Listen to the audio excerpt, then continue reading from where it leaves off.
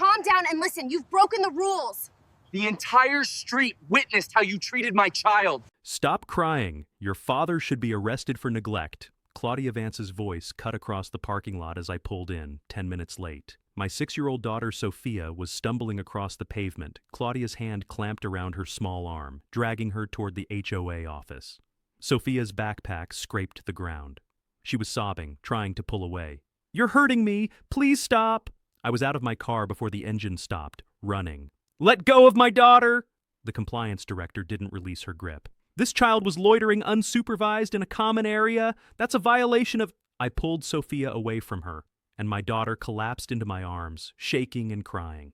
I'm a digital forensics analyst. I spend my days authenticating video evidence, analyzing metadata, testifying in court about what cameras capture. And as I held my terrified child, I noticed something the woman in front of me had missed. Neighbors in windows. Phones pointed toward the parking lot, recording everything.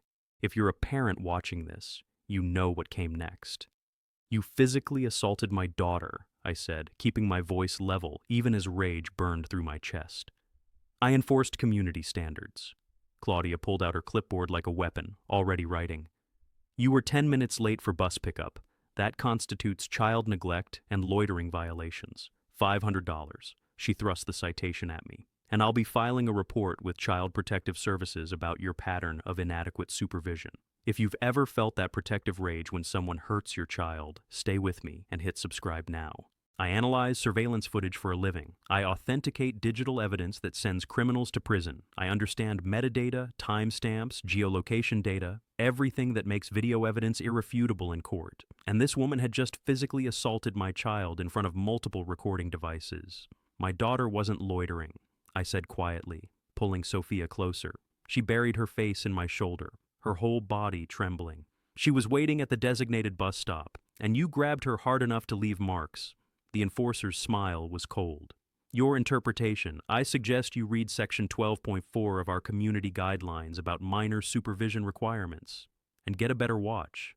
She walked away, heels clicking against pavement, already writing more violations on her clipboard. I carried Sophia to our car. She was 6 years old, still learning to navigate the world after her mother died in a car accident 2 years ago. We'd moved to Riverside Meadows for the family-friendly environment. Safe streets, playground, community. That yellow school bus stop sign in the parking lot had become part of our daily routine, our new normal. Her mother used to meet her there every single day. Now my daughter was traumatized at the same spot where she used to feel safe. "Daddy, why did she grab me?" Sophia's voice was barely a whisper. "I was just waiting for you. I didn't do anything wrong." "I know, baby. You didn't do anything wrong." I buckled her into her car seat, noticed the red marks on her arm where Claudia had gripped her. "That woman had no right to touch you." As I drove home, I looked in the rearview mirror. Sophia stared out the window, silent tears rolling down her cheeks. She'd been doing so well in therapy, finally starting to smile again, to feel secure. 2 years of rebuilding her sense of safety, destroyed in 30 seconds by an HOA official who thought her clipboard gave her the right to put hands on a child. But Claudia Vance had made one critical mistake.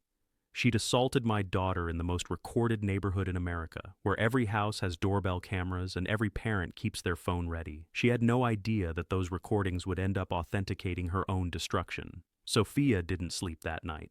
Every time I tried to put her to bed, she clung to me, flinching when I touched her arm. The marks from Claudia's grip had darkened into bruises, small finger-shaped shadows on her pale skin that made my stomach turn. "Is that lady going to come back?"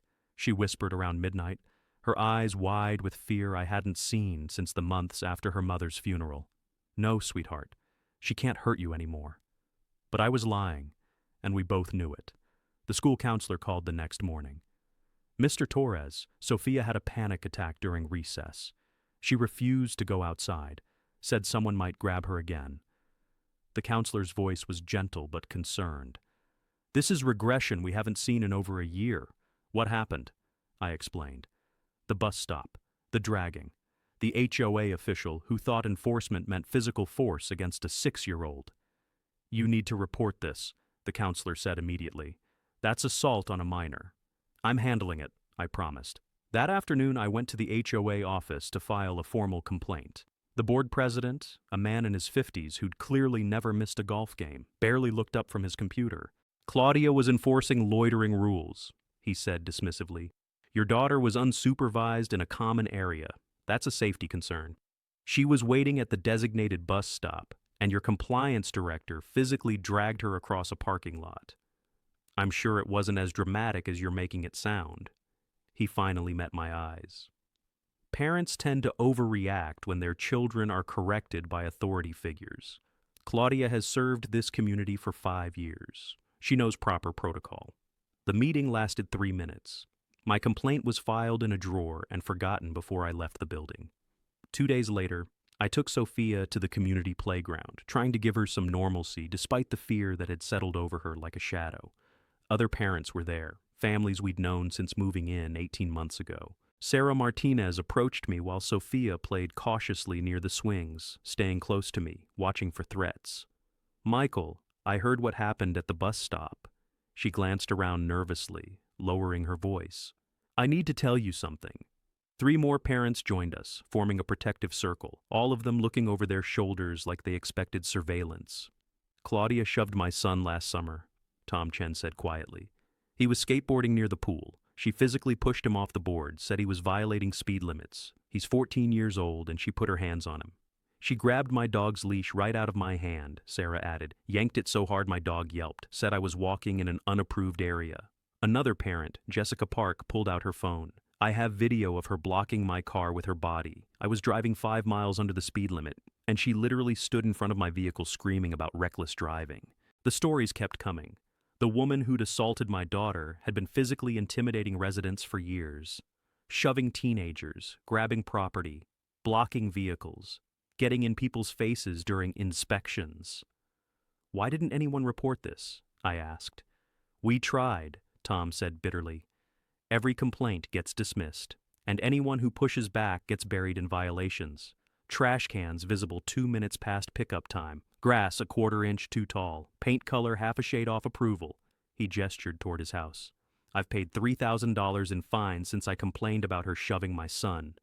I looked around the playground. Parents watching their children with the vigilance of people living under surveillance. Kids playing carefully, staying within sight, avoiding common areas where the compliance director might patrol. The entire community was living in fear of one woman with a clipboard and a willingness to use physical force. She's been photographing Sophia, I said slowly, remembering something that had seemed odd at the time. Taking pictures of her playing alone in our yard. Sarah's face went pale. She's building a neglect case against you. That's what she does. Document, intimidate, destroy. Rachel Kim had been avoiding eye contact for 3 days. I'd see her at her mailbox, and she'd suddenly remember something inside. At the playground, she'd gather her children and leave when I arrived. The woman who used to chat with me about school fundraisers and neighborhood potlucks was now treating me like a ghost. I caught her loading groceries into her car on a Thursday afternoon. She froze when she saw me approaching, her hands tightening on a grocery bag. Rachel, can we talk? I need to get the frozen stuff inside. She wouldn't meet my eyes. Please, just 5 minutes. Her hands were shaking. She set down the groceries and glanced toward her house. A corner lot with a perfect view of the parking lot and bus stop. Her kitchen window overlooked everything. I saw what happened, she whispered finally, her voice barely audible. To Sophia, at the bus stop. My heart stopped. You saw it? Rachel's eyes filled with tears. She pulled out her phone with trembling fingers, tapped through her photos, and turned the screen toward me. The video was clear, shot from her kitchen window. 2 minutes and 17 seconds of footage showing everything. Claudia approaching Sophia, my daughter backing away, frightened, the HOA official grabbing her arm. You could see Sophia flinch at the contact. Then the dragging. 30 feet across the parking lot, Sophia stumbling, crying, trying to pull away. At one point, Sophia fell to her knees, and the woman maintained her grip, pulling harder. The audio captured it all. Sophia's, "You're hurting me," and Claudia's response, "Stop crying, you little brat. Your father should be arrested for neglect." I watched my daughter's terror in high definition, and rage burned white hot in my chest. Why didn't you come forward? My voice came out harsher than I intended. Rachel flinched, like I'd struck her. Because I'm terrified. The tears spilled over now. Look. She pulled up her HOA violation history on her phone. 2 notices this week. One for a garden gnome that's been in my yard for 3 years. Suddenly, it's unapproved lawn decoration. Another for my son's bike being visible from the street. That's what happens when she thinks you're watching too closely. She scrolled through more files on her phone. 6 different videos spanning 18 months. Claudia shoving the teenager off his skateboard, grabbing the dog's leash and yanking, blocking the vehicle while screaming. Getting in a homeowner's face during a mailbox inspection, invading his space so aggressively he backed into his own garage. I was a teacher for 12 years before I had kids, Rachel said, her voice breaking. I spent my entire career identifying signs of abuse, reporting to authorities, protecting children. She looked at her own house, where her 3 kids were visible through the window, playing safely inside. And then I watched that woman assault a 6-year-old child, and I did nothing, because I was afraid she'd retaliate against my family. The guilt on her face was crushing. I have more, she continued, pulling up a group text thread. We have a parent network. We warn each other when she's doing parking lot patrol or playground inspections.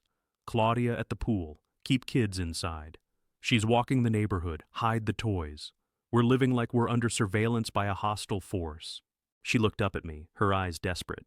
I want to give you these videos, all of them. But if I do? Her voice dropped to a whisper. I have 3 children, Michael. 3 kids who play in these common areas every day. If she finds out I gave you evidence, she'll target them. I finished quietly. Rachel nodded, crying openly now. I'm so sorry. I know what's right. I know what I should do. But I'm scared. I looked at the phone in her shaking hands. Evidence that could change everything, held hostage by fear. Don't apologize, I said gently. You filmed it. That took courage. The rest, we'll figure it out. But as I walked away, I was already forming a plan, a way to use that evidence without putting Rachel's family at risk, a way to make sure the compliance director never put her hands on another child. The certified letter arrived on a Monday morning, official county seal embossed on thick paper, Child Protective Services, investigation opened, mandatory home visits scheduled within 48 hours. My hand shook as I read the complaint. Credible report of chronic child neglect and inadequate supervision of minor Sofia Torres, age 6. Reporter states child is frequently left unsupervised in dangerous common areas, exhibits signs of parental absence, and was found loitering alone in HOA parking lot on multiple occasions. Reporter suggests father's work-from-home arrangement may be cover for extended absences from home. The signature line was redacted, but I knew exactly who'd filed it. Sophia was eating breakfast when the investigator's appointment card fell out of the envelope. What's that, Daddy? Nothing, sweetheart, just some paperwork. But it wasn't nothing. If CPS found evidence of neglect, even fabricated evidence, I could lose her. The daughter I'd raised alone for 2 years, held through nightmares about her mother, rebuilt a life with one careful day at a time, gone. My job requires occasional travel to client sites for forensics testimony, 2, maybe 3 trips a month. I'd always arranged childcare through licensed providers, had backup plans, maintained meticulous records, but in the HOA officials' hands, those trips became chronic abandonment. My remote work became suspicious isolation. The bus stop incident became pattern of inadequate supervision. She was weaponizing the system against me. The violations accelerated. Tuesday, trash can, visible 8 minutes past collection time, $200 fine. Wednesday, car improperly positioned in my own driveway by 3 inches, $150. Thursday, holiday wreath still on door 48 hours after Thanksgiving, $300. I photographed each citation, noting the timestamps, building my own pattern of evidence. Friday afternoon, I took Sophia to the playground, needing to see her smile, to give her some piece of normal childhood. She was finally starting to relax, swinging gently while I stood nearby, when I saw Claudia approaching with her clipboard. Sofia Torres? The compliance director's voice was loud, official, designed to draw attention. My daughter's face went white. She stopped swinging, her hands gripping the chains. I need to verify adult supervision for this minor in the common area. She pulled out her phone, started taking photos of Sophia. Please identify the responsible adult present. I'm right here, I said, stepping between her and my daughter. I'm her father. You know that. And yet the child appears to be using playground equipment alone. That's a supervision violation. More photos, her phone clicking repeatedly. I'll need to document this incident. Sophia started crying, not the scared crying from the bus stop. This was worse. Humiliated, public tears while other children and parents stared. She climbed off the swing and ran to me, burying her face in my jacket. Please leave my daughter alone, I said quietly, aware of the audience forming. I'm conducting a compliance check.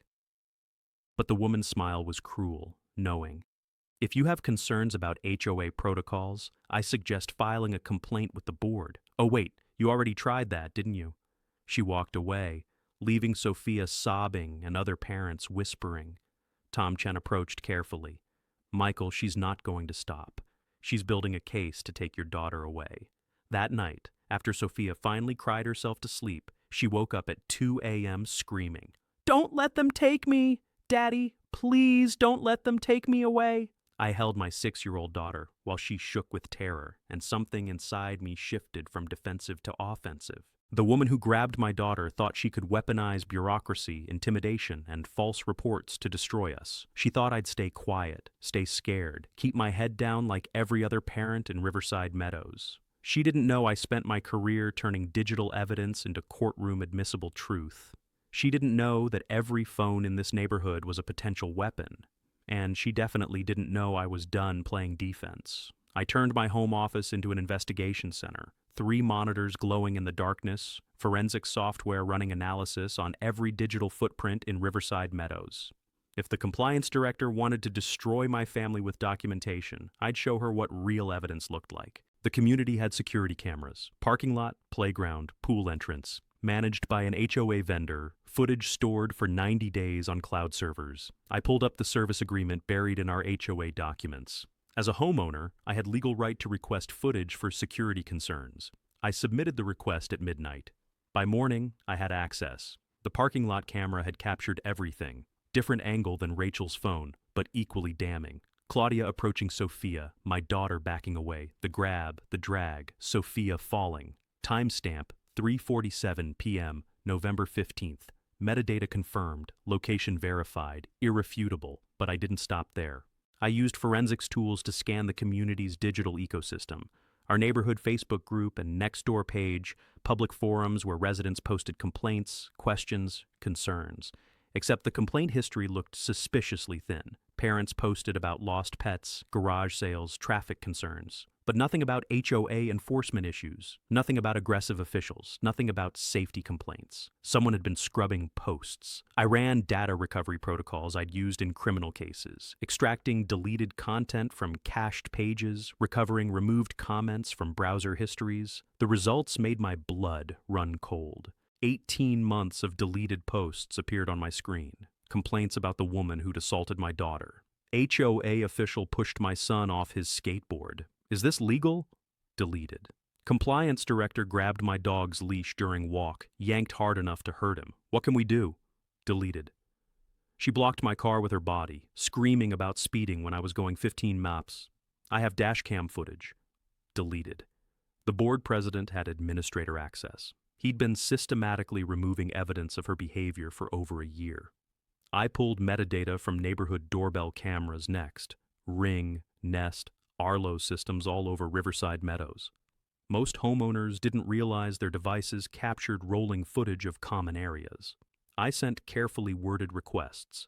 Working on community safety documentation would appreciate any footage you might have from. 6 families responded. Their footage showed the pattern Rachel had described. Claudia shoving the teenager, July 12th, 2:34 p.m. Grabbing the dog leash, August 3rd, 4:15 p.m. Blocking the vehicle, September 20th, 1:47 p.m. Getting in a homeowner's face during mailbox inspection, October 8th, 10:22 a.m.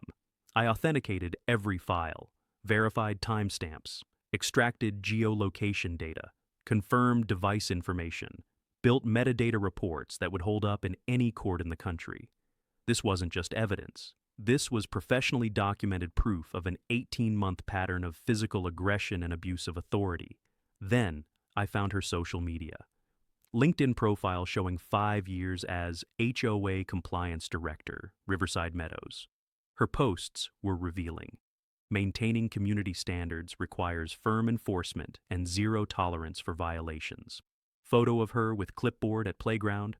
Another successful compliance sweep. Residents must learn rules apply to everyone. She'd been documenting her own aggressive enforcement with pride. I pulled her Facebook, set to public surprisingly. Posts about entitled parents who think rules don't apply to their children. Complaints about snowflake homeowners who cry about every citation. Photos of violation notices she'd issued with smug captions. Digital breadcrumbs of someone who believed authority meant dominance. I sat back, looking at the compiled evidence across my monitors. Security footage, doorbell videos, recovered deleted posts, authentication reports, social media documentation, metadata analysis, 18 months of systematic abuse, all digitally preserved. The HOA official thought she'd buried the evidence by intimidating witnesses and scrubbing online complaints. She didn't understand that in the digital age, nothing truly disappears. Every Ring doorbell, every security camera, every cached web page leaves traces. And I was an expert at finding those traces. I wasn't building a complaint for the HOA board anymore. I was building something that would expose her to everyone. A case so ironclad, so professionally authenticated that she couldn't dismiss it, couldn't delete it, couldn't intimidate it away. I was building her permanent public record. The CPS investigator arrived on a Wednesday at 10 a.m. sharp. Sandra Reeves, mid-40s, professional but not unkind. She walked through our home with a clipboard, noting everything. Clean kitchen, stocked refrigerator, Sophia's room, organized, age-appropriate toys, books everywhere. My home office with clear work setup. Mr. Torres, you work from home full-time? Yes. Digital forensics analyst. I testify remotely for most cases. Travel maybe twice a month for in-person court appearances. And childcare during those trips? I handed her my documentation folder. Licensed childcare providers, backup arrangements, emergency contacts, school attendance records showing 0 absences. Sophia's never unsupervised. I maintain redundant safety systems. Sandra interviewed Sophia gently, asking about her daily routine, her feelings about home, whether she felt safe. My daughter answered carefully, her eye patch from therapy visible in her backpack, visual reminder of the anxiety attacks that had resumed after the parking lot incident. She mentioned someone grabbed her arm, Sandra said, after Sophia left the room. Can you explain that incident? I showed her the bruise photos I'd taken. The violation notice from Claudia, the security footage I'd already authenticated. The HOA compliance director physically dragged my daughter across a parking lot. That's why Sophia's exhibiting trauma symptoms. Not neglect, assault. Sandra's expression shifted slightly. I'll need to include this in my report. The investigation remains open, but... She paused. Mr. Torres, between us, this complaint reads like retaliation. I've seen it before. Someone files false CPS reports as a weapon. After she left, I felt marginally safer, but investigation remains open still meant the threat hung over us. That afternoon, I had a critical client meeting. Testimony prep for a federal case. Couldn't reschedule. I'd arranged for Rachel Kim to supervise Sophia for exactly 2 hours. Licensed through the state, background checked, documented arrangement, responsible parenting. I watched from my car as Sophia walked into Rachel's house, her 3 kids greeting my daughter with hugs. Safe, supervised, legal. 30 minutes into my video conference, my phone buzzed. Rachel's text, Claudia just photographed Sophia entering my house. She's writing something on her clipboard. My stomach dropped, but I couldn't leave the meeting. Federal prosecutor was waiting for my forensics testimony that could make or break their case. The call ended at 4:47 p.m. I had 3 voicemails. First, Rachel, panicked. She filed something, saw her on her phone right after photographing your daughter. Michael, I'm so sorry. Second, my boss. Michael, we received a complaint from your HOA about security concerns regarding your remote work setup. They're questioning your background clearance. We need to discuss this.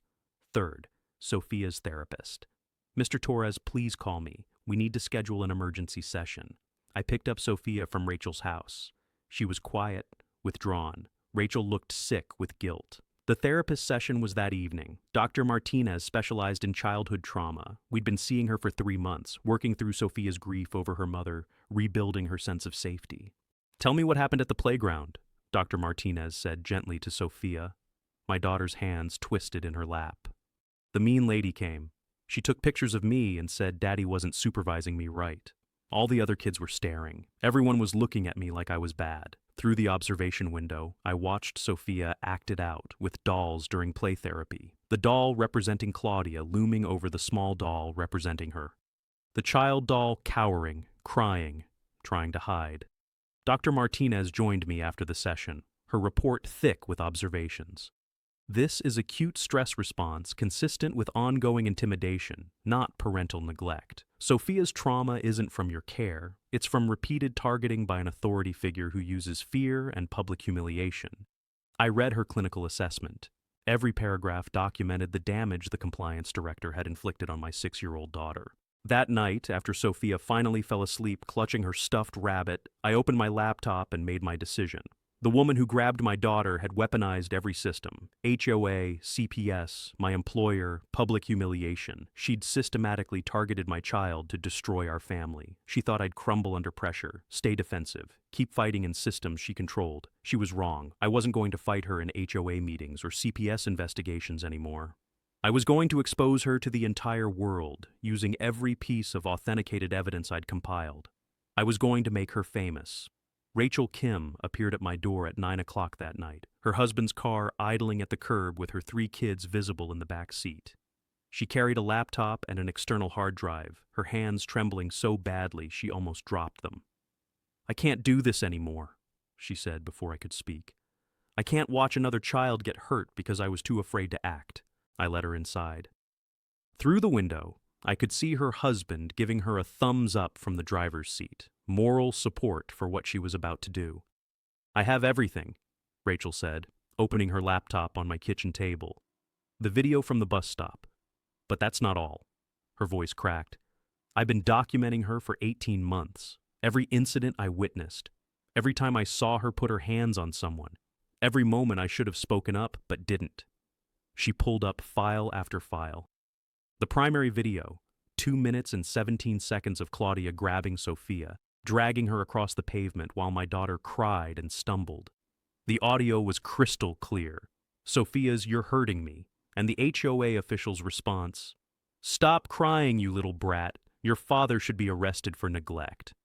But there was more. The teenager being shoved off his skateboard, Rachel had filmed it from her kitchen window. July 12th, Claudia approaching the boy, getting in his face, then physically pushing him.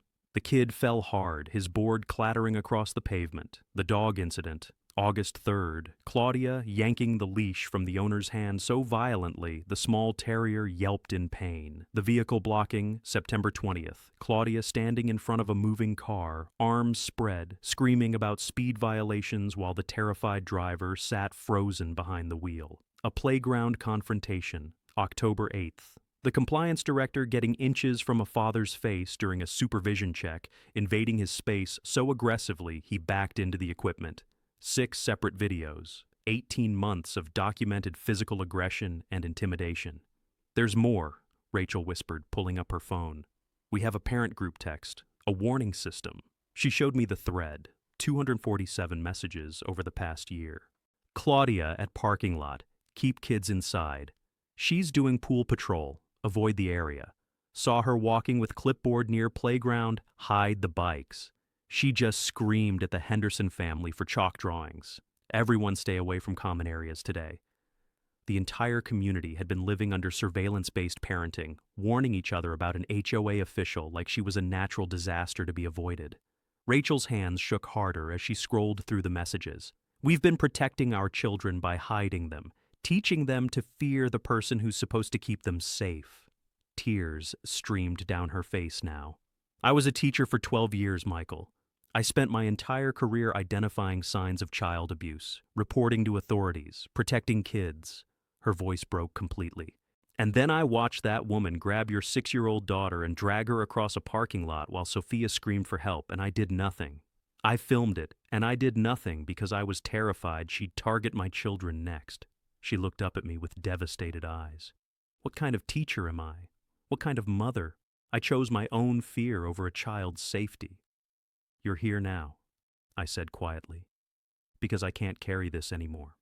Because yesterday, I watched her photograph Sophia at the playground and reduce your daughter to tears in front of everyone, and I realized this is what abuse looks like.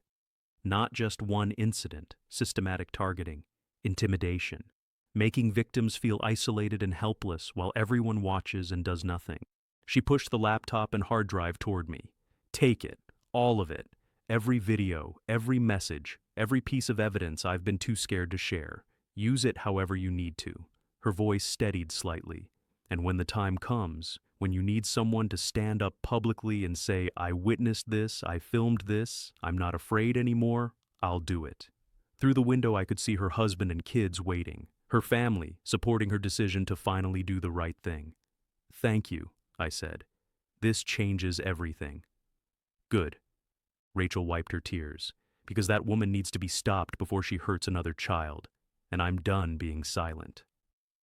I spent the next 72 hours transforming Rachel's evidence into something the compliance director would never see coming.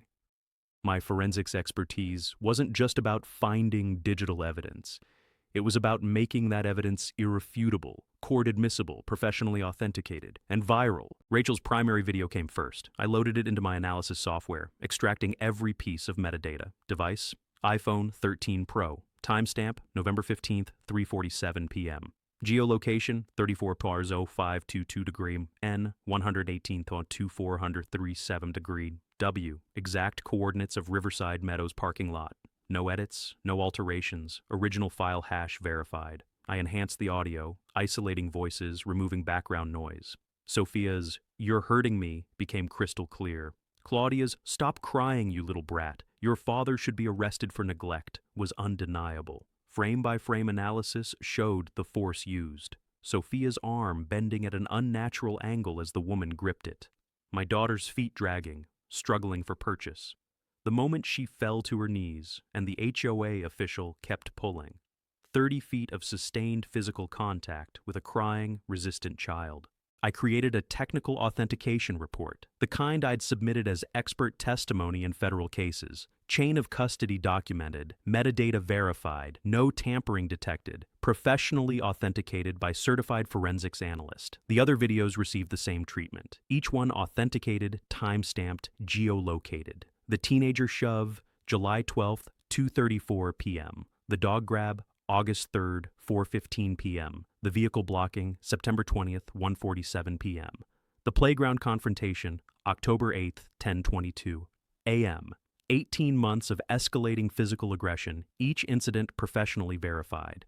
I compiled everything into a comprehensive evidence package. HOA security footage showing the bus stop assault from different angle. Doorbell camera clips from 6 different homes. Rachel's witness videos. The recovered deleted social media posts showing systematic complaint suppression, screenshots of the parent warning text thread, 247 messages documenting community-wide fear, Dr. Martinez's therapy reports on Sophia's trauma, CPS investigation documents showing false reporting, violation notices showing retaliatory pattern, $118.50 in fines issued to me in 2 weeks, all trivial infractions that had existed for months without citation until I complained about the assault. Then I built the viral strategy, Twitter thread with the primary video, opening line. HOA official physically assaults 6-year-old at school bus stop. Watch what happens when authority goes unchecked. Each tweet in the thread would add context, authentication report, pattern documentation, community impact, Instagram reels, 30-second clips optimized for maximum emotional impact, Sophia crying while being dragged, the audio of Claudia calling her a brat, text overlay, she was 6 years old, waiting for her dad at the designated bus stop. Facebook posts targeting local parenting groups, HOA reform advocates, child safety organizations. Full video with detailed caption explaining the pattern, the cover-up, the retaliation. TikTok version with captions for sound-off viewing. Quick cuts between the assault footage and Sophia's current anxiety, her therapy sessions, the empty playground she's too scared to use now. YouTube long-form video. Digital forensics expert exposes HOA officials' pattern of child assault. Full evidence breakdown. Professional analysis with my credentials displayed, walking viewers through the authentication process, showing how I verified every piece of evidence. I created Riverside Meadows Accountability, accounts across all platforms. Profile established my background. Digital forensics analyst, 12 years authenticating evidence for criminal and civil cases. Father seeking accountability for assault on my daughter. Press kit prepared for media outlets. Executive summary, authenticated video files, expert reports, community testimonials, timeline of escalation. Everything a journalist would need for immediate story. I drafted emails to parent advocacy organizations, child safety groups, HOA reform activists. Attached the authenticated evidence. Asked them to amplify once the campaign launched. Everything positioned. Every file authenticated. Every platform ready. The woman who grabbed my daughter thought she could weaponize authority, intimidate witnesses, suppress evidence through fear. She understood clipboards and violation notices. She didn't understand metadata, viral algorithms, or what happens when professionally authenticated evidence of child assault reaches millions of people in hours. My finger hovered over the Schedule Post button across 6 different platforms, all set to go live simultaneously at 6 a.m. tomorrow. One click would make Claudia Vance's face and actions visible to the world. One click would ensure she never touched another child. I clicked. The posts were scheduled for 6 a.m. Tuesday. I had 12 hours to position every remaining piece before the explosion. At 7 p.m., I sent comprehensive evidence packages to 3 parent advocacy organizations. National Center for Child Safety responded within 20 minutes. We'll be ready to amplify. This documentation is exactly what we need to push for HOA accountability legislation. At 8 p.m., I contacted Jennifer Walsh, investigative reporter at Channel 7. I'd researched her work. She'd broken stories on institutional abuse, corrupt officials, systems that protected perpetrators. Ms. Walsh, I have authenticated video evidence of an HOA official physically assaulting a 6-year-old child, plus documentation of an 18-month pattern, available for exclusive interview starting 7 a.m. tomorrow. Her response came in 3 minutes. Sending crew to your location at 6:30 a.m. This is exactly the story we've been waiting for. At 9 p.m., I sent anonymous tips to local police. Not complaints, evidence packages. Assault on minor, November 15th, 3:47 p.m., Riverside Meadows parking lot. Video evidence attached, professionally authenticated, multiple witnesses available, pattern of physical aggression documented. At 10 p.m., I coordinated with Rachel and 10 other families who'd agreed to provide statements once the primary video broke. We created a private signal group, secure, encrypted. Tomorrow morning, the video goes public. Are you still willing to share your stories on camera? All 11 confirmed yes. At 11 p.m., I did something that would force the HOA's hand. I sent a carefully worded email to every homeowner in Riverside Meadows, all 178 families, bypassing HOA-controlled communication channels. Subject: video evidence of HOA official assaulting child. Every parent needs to see this. Body: tomorrow morning, I will be releasing authenticated video footage showing Compliance Director Claudia Vance physically dragging my 6-year-old daughter across the parking lot while she cried and begged to be released. I am a digital forensics analyst. This evidence has been professionally verified and will be shared with law enforcement and media. If your family has experienced similar incidents, you are not alone. Documentation available upon request. I attached a thumbnail image from the video, Claudia's hand gripping Sophia's arm, my daughter's face contorted in pain and fear, enough to convey the horror without traumatizing viewers who weren't ready. The responses started within minutes. Parents sharing their own stories, their relief at finally having someone speak up, their fury that it had taken this long. At midnight, I sent one final email to the HOA's insurance carrier. Liability inquiry. Does your policy cover assault and battery on minors committed by HOA officials during enforcement actions? Video evidence and professional authentication attached. Media coverage begins tomorrow morning. The insurance company's automated response promised review within 24 hours, but I knew from experience that assault on minor plus media coverage would trigger immediate attention. At 1 a.m., I checked on Sophia one last time. She was sleeping finally, her stuffed rabbit clutched tight, nightlight glowing. Tomorrow, the woman who'd hurt her would become nationally known for that hurt. The video would go viral. Millions would see what happened to my little girl. Part of me hated that Sophia's worst moment would be public. But the alternative, staying silent, letting the compliance director continue targeting children, allowing fear to win, that was worse. I sat at my computer, watching the scheduled posts tick closer to launch time. Twitter, 6:00 a.m. Instagram, 6:01 a.m. Facebook, 6:02 a.m. TikTok, 6:03 a.m. YouTube, 6:05 a.m. Staggered for maximum algorithmic impact. The parent advocacy groups were ready to amplify. The news crew was scheduled. The police had evidence. The insurance company had liability concerns. The community was mobilized. 11 families were prepared to testify. Everything positioned. At 5:45 a.m., I made coffee and waited. Through my window, I could see the yellow bus stop sign in the parking lot, the place where Sophia's trauma began. By sunset today, that location would be the most recognizable HOA bus stop in America. And Claudia Vance would learn that some evidence can't be intimidated, deleted, or hidden. Some evidence just needs the right person to authenticate it and set it free. 6:00 a.m., the first post went live. The first hour was quiet. A few hundred views, early morning scrollers, parents checking phones before waking kids for school. Then, Sarah Martinez shared it to 3 local parenting groups. Tom Chen posted it to the HOA Reform Network. By 7 a.m., 50,000 views. My phone started ringing. Jennifer Walsh from Channel 7 arrived with her crew at 6:32 ahead of schedule. Mr. Torres, we're going live at noon with this story. Can we interview you and get B-roll of the location? I walked them to the parking lot, showed them the yellow bus stop sign where Sophia had waited, the 30 feet of pavement where she'd been dragged. The crew filmed everything while Jennifer reviewed my authentication reports. This is ironclad evidence, she said, scanning the metadata analysis. And you're credentialed to testify to its authenticity? I've testified as expert witness in 43 cases, federal and state courts. This documentation exceeds courtroom standards. By 8 a.m., 500,000 views.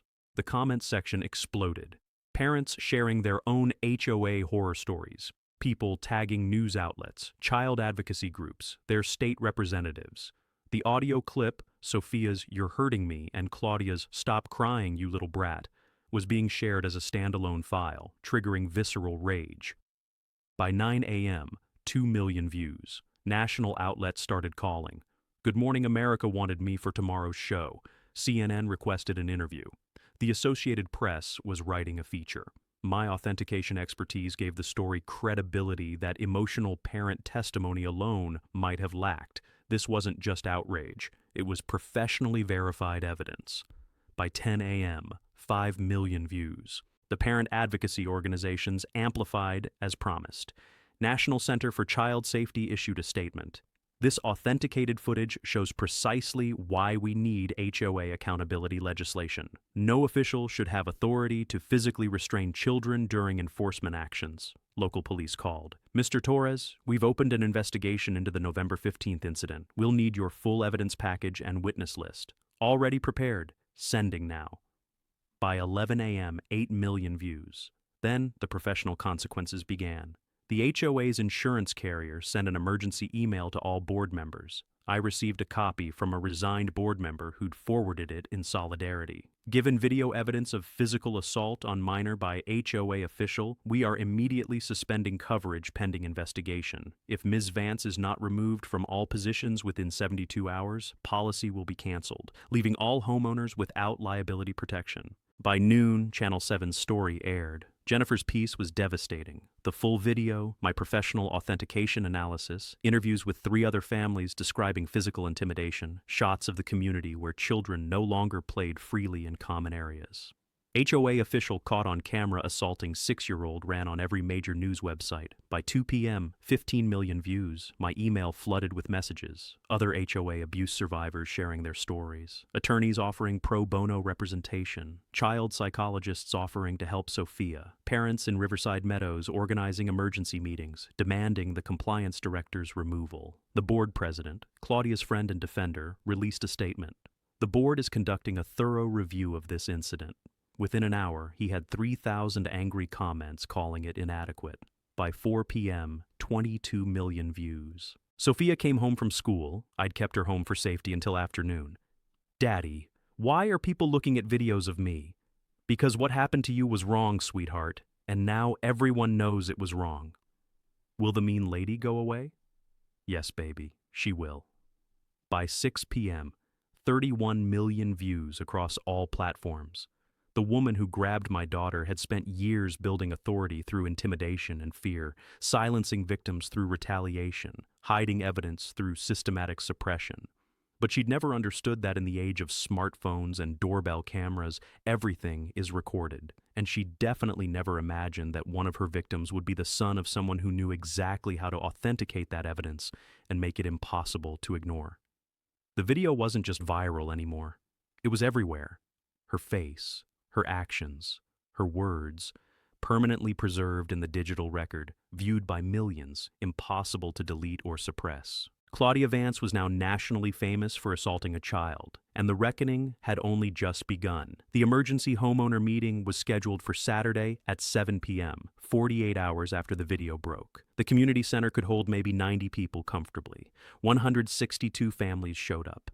News cameras lined the back wall. Parents stood shoulder to shoulder, many holding their children. The air vibrated with fury and vindication, years of suppressed fear finally erupting into collective action. Claudia didn't show. Her attorney had advised against public appearance. Smart move. The board president tried to call order, but nobody was listening. He'd spent years enabling her, dismissing complaints, protecting abuse. His authority was gone. Rachel Kim stood first, and the room went silent. "I'm Rachel Kim. I live at 847 Oakwood Drive, directly across from the parking lot." Her voice was steady now, stronger than it had been in my kitchen. "I filmed the video you've all seen, 2 minutes and 17 seconds of an HOA official assaulting a 6-year-old child." She pulled out a remote, connected to the projector. "I'm going to play the full, unedited footage now. Some of you have only seen the clips online. You need to see everything." The screen lit up with the parking lot view from Rachel's kitchen window. Crystal clear. No edits, no cuts. Sophia backing away from Claudia, frightened. The grab, Sophia flinching. The drag beginning. 30 feet of sustained force against a crying, stumbling child. Sophia falling to her knees. The woman maintaining her grip, pulling harder. Sophia's screams echoing through the speakers. "You're hurting me! Stop! Please stop!" And Claudia's response, cold and clear. "Stop crying, you little brat. Your father should be arrested for neglect." Gasps, crying, parents instinctively pulling their own children closer. Some people left the room, unable to watch. When it ended, silence hung heavy for 5 long seconds. Then the room erupted. "How long has this been happening? Why didn't the board stop her? My daughter was too scared to play outside because of that woman." Tom Chen stood next, holding a folder. "I have documentation of 11 separate incidents over 18 months where the compliance director used physical force or intimidation against residents. She shoved my son off his skateboard. He's 14 years old, and she put her hands on him." His voice shook with rage. "I reported it. The board dismissed it, and she fined me $3,000 for complaining." Family after family stood. The dog owner describing his pet being yanked. The driver who'd had a car blocked. The father who'd been physically intimidated during a mailbox inspection.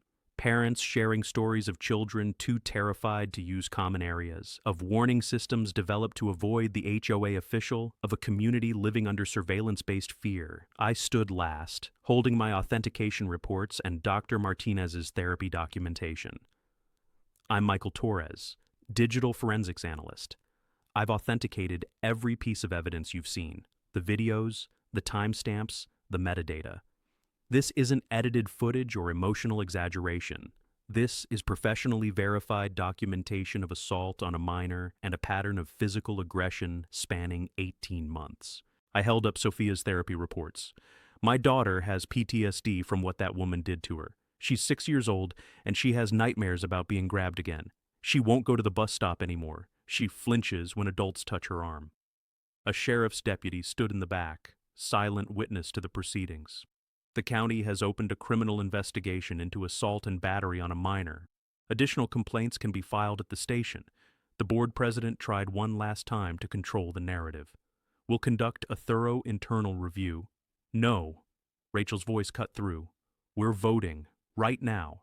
Emergency vote per HOA bylaws, Article 7, Section 3. I move for immediate removal of Claudia Vance from all HOA positions." "Seconded!" 15 voices shouted simultaneously. The vote was called. Hands shot up across the room like a wave. 174 in favor, 4 against. The compliance director who'd ruled through fear and physical intimidation was gone. The room exploded in cheers, tears, parents hugging, children finally understanding they were safe. Outside, news cameras captured everything. The viral video had brought national attention, but this moment, a community reclaiming power from an abusive authority, this would be the second wave. Claudia Vance's reign of terror ended not with resignation or quiet retirement, but with public removal, criminal investigation, and millions of witnesses to her crimes. The yellow bus stop in the parking lot would never be a place of fear again. 3 months later, Riverside Meadows looked different, felt different. The fear that had suffocated our community for years had lifted, replaced by something we'd almost forgotten: actual neighborhood life. The criminal case resolved quickly. Claudia took a plea deal to avoid trial. 12 months supervised probation, court-ordered anger management, permanent restraining order prohibiting her from entering Riverside Meadows or any HOA property in the county, assault and battery on a minor on her permanent record. But that wasn't her real sentence. The video had been viewed 47 million times across all platforms. Her face was globally recognizable, forever associated with dragging a crying 6-year-old across a parking lot. Her name triggered instant search results. HOA official assaults child, compliance director caught on camera, woman charged with battery on minor. She couldn't find work. Every job application led employers straight to the footage. Her LinkedIn had been deleted, but cached versions circulated. Her Facebook was gone, but screenshots lived forever. Digital permanence, the ultimate accountability. The civil lawsuit settled within 6 weeks. HOA's insurance carrier paid $150,000 for Sophia's ongoing therapy, emotional distress, and our legal fees. The money mattered less than the official acknowledgement. What happened to my daughter was assault, not enforcement. But the real victory was systemic change. The county passed the Child Safety and Communities Ordinance within 8 weeks of the video going viral. No HOA official could physically contact residents during enforcement actions. Violations required body cameras and witness documentation. Children were specifically protected. No compliance actions could be taken against minors without parental presence. The state legislature introduced broader HOA accountability legislation, directly citing Sophia's case. Training requirements, oversight boards, whistleblower protections for residents reporting abuse. 34 HOAs in surrounding counties voluntarily adopted child protection policies before the laws even passed, terrified of becoming the next viral nightmare. Riverside Meadows transformed under new leadership. The board president, who'd enabled the compliance director, resigned in disgrace. Marcus Chen, the father whose son had been shoved, became interim president. First action, eliminating all retaliatory fines, refunding over $23,000 to targeted families. Second action, turning the yellow bus stop into something beautiful. The community organized an art day. Families brought paint, brushes, ideas. Children covered the parking lot area around the bus stop with murals, rainbows, butterflies, handprints in every color, messages. Safe place, kids belong here, love our community. Sophia contributed her painting. A rainbow arcing over stick figures holding hands with her mother's name written in careful 6-year-old letters underneath. Mommy would want kids to feel safe here, she explained. She was healing. Dr. Martinez's reports showed steady progress. The nightmares had stopped. She'd returned to the bus stop, cautiously at first, then with growing confidence. Last week, she'd played there with Rachel's kids for an hour, laughing, no longer looking over her shoulder for threats. My little girl was reclaiming her childhood piece by piece. I'd become an unexpected advocate. State lawmakers consulted me on HOA reform legislation. Parent groups invited me to speak about documentation and accountability. Other abuse survivors reached out, asking how to fight back against corrupt officials. I always told them the same thing. Document everything, authenticate the evidence, and don't be afraid to make it public. Sunlight is the best disinfectant. The woman who'd grabbed my daughter lived somewhere out of state now, her life permanently defined by 30 seconds of video that revealed her true character. She'd thought authority meant dominance, that fear could silence witnesses, that she was untouchable. She'd learned that nothing digital ever truly disappears, that smartphones are everywhere, that parents protecting their children are the most dangerous opponents, and that professional authentication turns viral outrage into legally actionable evidence. If you've ever felt powerless when someone hurt your child, share this story. Hit subscribe for more stories of parents who fought back and won. Drop a comment telling me where you're watching from. Because when good people stop staying silent, when they document abuse and demand accountability, when they refuse to let fear win, bullies lose. Every single time. The yellow bus stop sits surrounded by children's artwork now, a place of healing, a reminder that communities are strongest when they protect their most vulnerable members. And that's exactly how it should be.